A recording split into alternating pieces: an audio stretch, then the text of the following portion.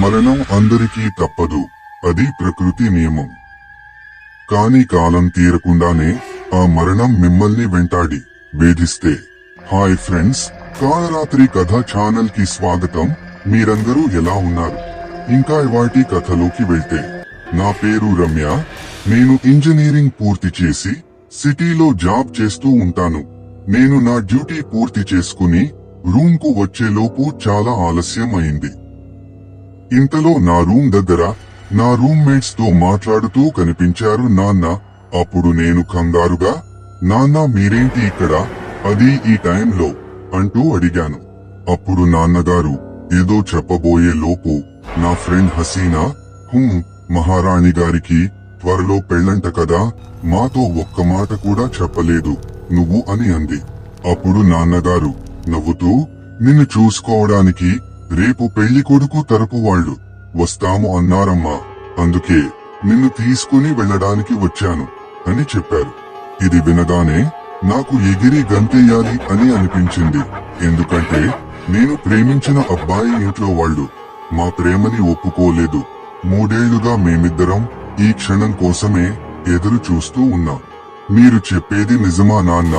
అంటే హరి ఇంట్లో వాళ్ళు మా పెళ్లికి ఒప్పుకున్నారా అని అడిగాను. అప్పుడు నాన్నగారు, నిజమే తల్లి, రేపే తాంబూలాలు మార్చుకోవడానికి అంతా సిద్ధమయ్యారు అని చెప్పగానే, నేను పడిన కష్టాలకి తగిన ప్రతిఫలం ఇచ్చావు దేవుడా, థ్యాంక్ యూ సో మచ్ అని నా మనసులో నేనే సంతోషంతో తేలిపోతున్నా. తొందరగా పదమ్మా, మనం ఇప్పుడే బయలుదేరాలి అని చెప్పారు నాన్నగారు. అప్పుడు హసీనా, అదేంటి అంకుల్, మీ ఊరు చాలా దూరం కదా, ఇప్పుడు టైం 9 గంటలు అవుతుంది, ఇప్పుడు ట్రైన్స్ కూడా ఉండవు కదా, మరి ఎలా వెళ్తారు అని అడిగింది. అప్పుడు నాన్నగారు, నిజమే తల్లి, కాని పెళ్లివాళ్లు రేపు పొద్దున్న 11 గంటలకి దివ్యమైన ముహూర్తం ఉంది అని చెప్పారు. ఇప్పుడు బయలుదేరితేనే గాని సమయానికి ఇంటికి చేరుకోలేము అని చెప్పారు. సరే అంకుల్, జాగ్రత్తగా వెళ్ళండి అంది హసీనా.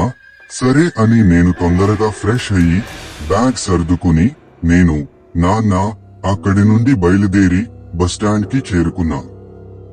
రాత్రివేళ కాబట్టి కొంచెం తక్కువ మంది జనాలు ఉన్నారు. ఇంతలో బస్సు రానే వచ్చింది. నేను కంగారుగా లోపలికి వెళ్లబోతుంటే నాన్నగారు, ఆగు తల్లి, మనం బస్సులో వెళ్లడం లేదు అన్నారు. అదేంటి నాన్న, మరి మనం ఎలా వెడతాం అని అడిగాను. అప్పుడు నాన్నగారు, బస్సులో వెళితే చాలా సమయం పడుతుందమ్మా, మనం కార్లో వెళదాం అని చెప్తుండగానే ఒక కార్ మా ముందు ఆగింది. మరి కార్ ఉండగా బస్టాండ్ దాకా ఎందుకు తీసుకొచ్చారు అని ఏదో సందేహం. ఏమోలే, కార్లో అయితే ఇంకా కంఫర్ట్ గా తొందరగా వెళ్ళొచ్చు కదా అనుకోని వెనుక డోర్ తెరిచి కూర్చున్నాను. ఇంతలో నాన్నగారు వాటర్ బాటిల్స్ తీసుకుని నా పక్కనే కూర్చుని, పోనివ్వు బాబు, ఎంత తొందరగా వీలైతే అంతా తొందరగా మా ఊరికి తీసుకువెళ్ళు అని డ్రైవర్ కి చెప్పారు. దారి నిండా ఏవేవో ఆలోచనలు. మున్ముందు జీవితం ఎలా ఉంటుందో, పెళ్ళయ్యాక జాబ్ చేయనిస్తారో లేదో, రేపు ఎలా ముస్తాబు అవ్వాలి, ఇలా ఎన్నో ప్రశ్నలతో మనసంతా ఏదోలా ఉంది. అప్పుడు నాన్నగారు, అమ్మా బంగారు తల్లి, రాత్రి నిద్ర లేకపోతే పొద్దున్న పెళ్లివాళ్ల ముందు ఇబ్బంది పడతావమ్మా, కొంచెం సేపైనా పడుకో తల్లి అని అన్నారు. నాకేమో నిద్ర రావడం లేదు. అయినా కూడా సరే నాన్న అని కళ్ళు మూసుకుని అలానే వెనకకు వాలిపోయాను. అలా కొద్దిసేపటికి నాకు నిద్ర పట్టేసింది. కాని ఏదో పీడకల, నన్ను ఎవరో చంపాలి అని చూస్తున్నారు. ఉలిక్కిపడి ఒక్కసారిగా నిద్ర లేచాను. ఒళ్లంతా చెమటలు, ఆయాసంతో ఉండగా నాన్నగారు, ఏమైందమ్మా, అలా ఉలిక్కిపడి లేచావు అన్నారు. ఏదో పీడకల నాన్న అన్నాను. ఇదిగో ఈ నీళ్లు తాగు అని ఇచ్చారు. ఇంతలో నా చూపు వెళ్లే దారి మీద పడింది. వెళ్లే దారి చూస్తే ఇది మా ఊరికి వెళ్లే దారి లాగా లేదు. ఈ దారి ఇప్పటిదాకా నేను చూసింది లేదు. అప్పుడు నాన్నని అడిగాను, ఇదేంటి నాన్న, ఇదేదో వేరే దారి లాగా ఉంది, మన ఊరికి ఇదేమైనా షార్ట్ కటా అని అడిగాను. కాదమ్మా, మనం మన ఊరికి వెళ్లడం లేదు, కానీ సరైన దారిలోనే వెళ్తున్నాం అని చెప్పారు. మన ఊరికి కాక ఇంకెక్కడికి వెళ్తున్నాం అని అడిగాను. కంగారు పడకు తల్లి, నీకు ఒక సర్ప్రైజ్ అని చెప్పి ఇంకా నువ్వేం మాట్లాడకు అని చెప్పారు. ఎప్పుడు లేనిది నాన్నగారి ప్రవర్తనలో ఇంత మార్పు ఏంటి? అసలు ఏం జరుగుతుంది? అసలు నన్ను ఎక్కడికి తీసుకెళ్తున్నారు? ఇలా లెక్కలేనన్ని ప్రశ్నలు నా బుర్రలో తిరగడం మొదలయ్యాయి. కాని నాన్నగారు నా పక్కనే ఉన్నారు కదా అనే మొండి ధైర్యంతో నేను ఏమీ మాట్లాడకుండా అలానే కూర్చుని ఉన్నాను. ఫ్రెండ్స్, వీడియో నచ్చితే దయచేసి లైక్ చేసి మన ఛానల్ ని ఎంకరేజ్ చేయండి.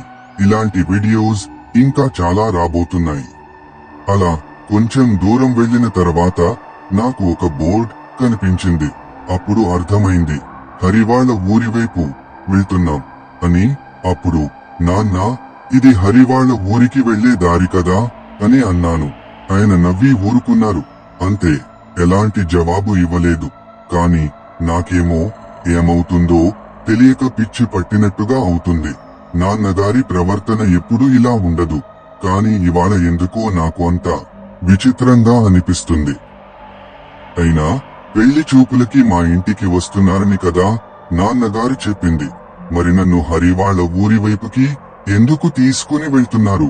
ఏం జరుగుతుంది అనుకుంటూ, ఒకవేళ హరి ఏమైనా ఇలాగ ప్లాన్ చేశాడా చూద్దామనుకుంటూ అలానే వెళ్తున్నా.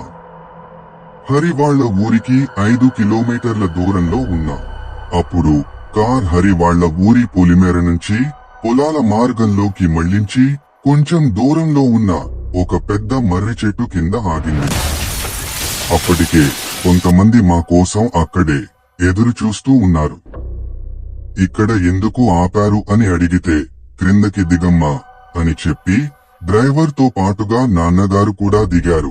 నేను డోర్ తెరిచి క్రిందకి దిగగానే ఎవరో ఒక ఆవిడ పెద్దగా ఏడుస్తూ అరుస్తూ నా మీదకు రాబోయింది.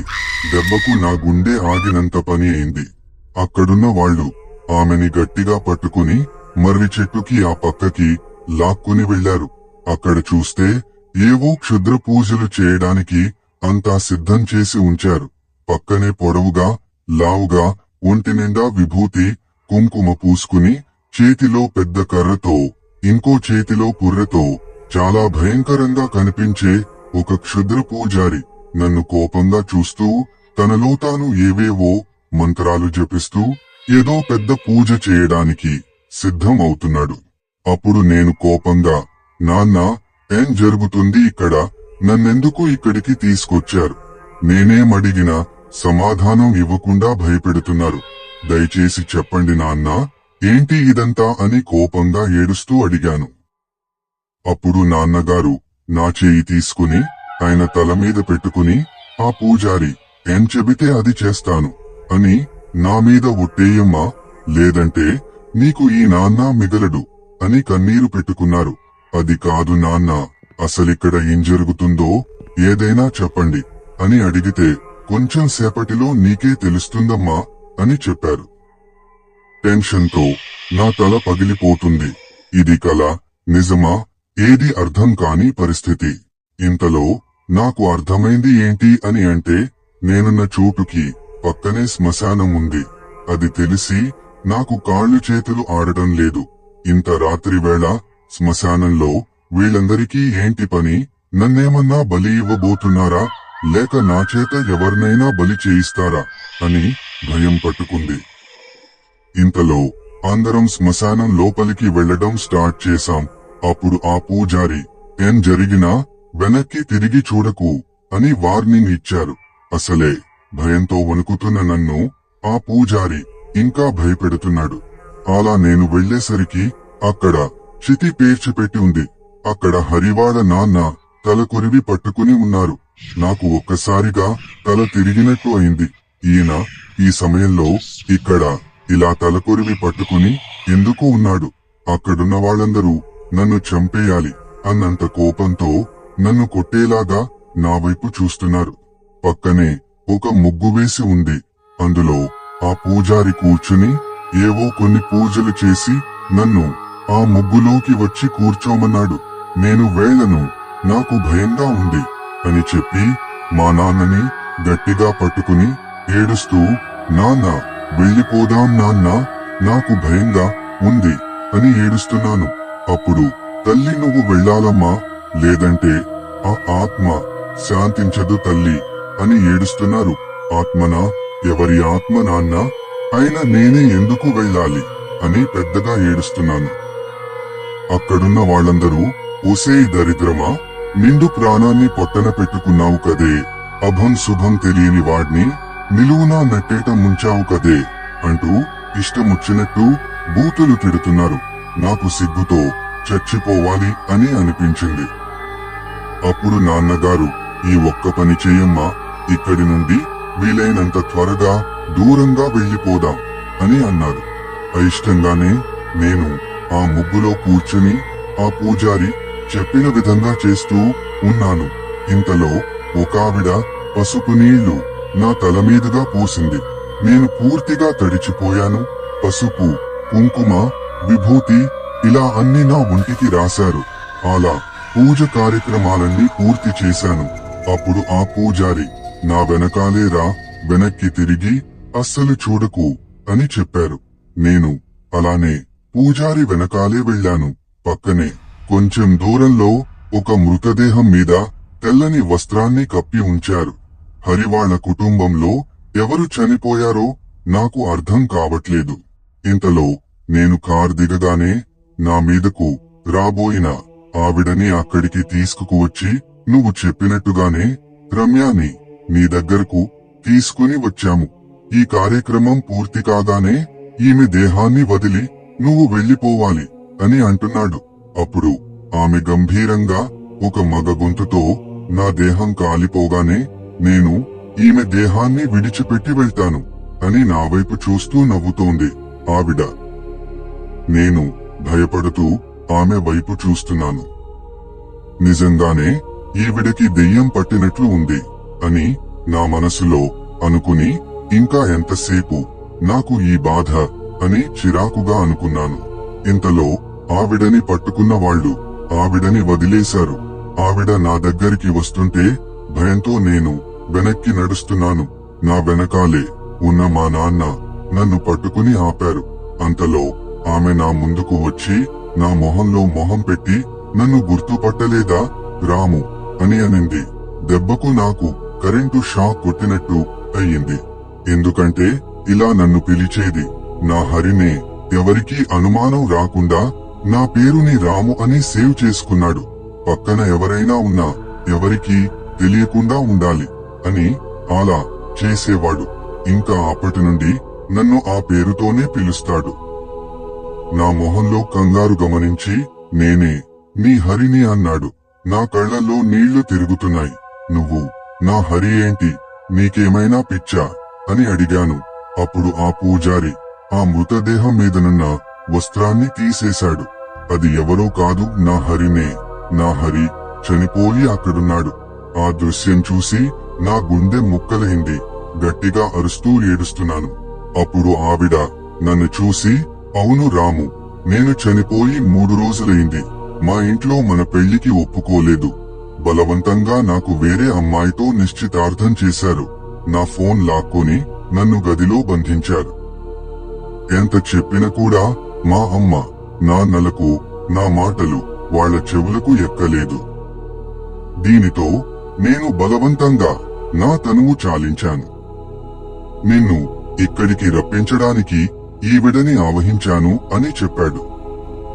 నా మరణ వార్త నీదాకా చేర్చి నిన్ను చివరిసారిగా నా కళ్ళారా చూసి నీ చేతుల్లోనే ఈ లోకాన్ని విడిచి వెళ్లిపోవాలని ఇదంతా చేశాను అని చెప్పాడు. రమ్యకి నోట మాట రావడం లేదు. అప్పటిదాకా ఆవిడని చూసి భయపడిన తను ఆవిడ్ని గట్టిగా పట్టుకుని గుక్కపట్టి ఏడుస్తుంది. ఎందుకిలా చేశావు హరి, నువ్వు లేకుండా నేనెలా బ్రతకాలి అంటూ గట్టిగా రోదిస్తుంది.